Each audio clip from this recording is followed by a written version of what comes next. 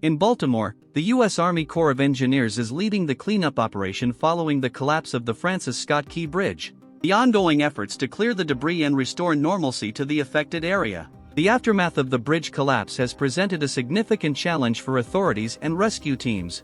Hazardous conditions, including broken and twisted pieces of the bridge, have hampered efforts to locate missing construction workers and begin the cleanup process.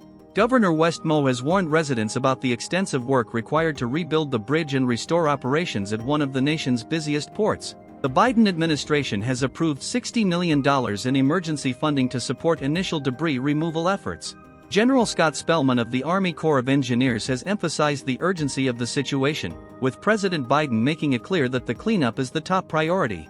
The operation will involve round-the-clock efforts, with teams from the Navy and Coast Guard collaborating to clear the waterway and allow divers to recover bodies trapped beneath the rubble.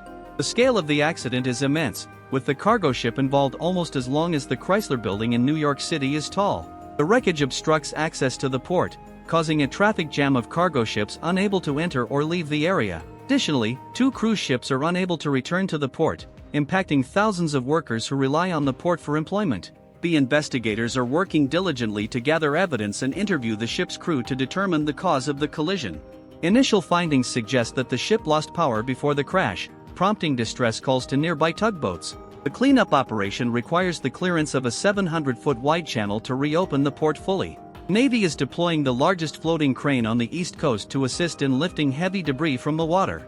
However, the sheer size and weight of the debris pose significant challenges, with some pieces estimated to weigh several times more than the crane's lifting capacity. Despite the daunting task ahead, authorities remain committed to restoring normalcy to the affected area and ensuring the safety of residents and workers. The investigation into the bridge collapse is expected to continue for up to 2 years, highlighting the complexity of the situation and the importance of thorough analysis to prevent similar incidents in the future.